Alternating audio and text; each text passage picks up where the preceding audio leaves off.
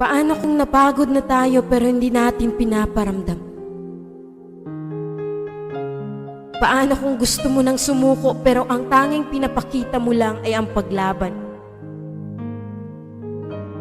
Sa buhay, hindi natin kailangan ipakita na palagi tayong malakas, masaya. Minsan, kailangan din natin ipahinga. Ilabas ang bawat pagod at salita. Maraming hindi nakakaintindi. Pero ito, andito tayo sa realidad na kung saan tinatago natin ang sakit na nararamdaman.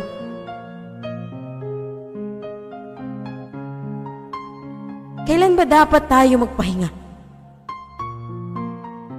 At kailan sabihin na ayaw ko na?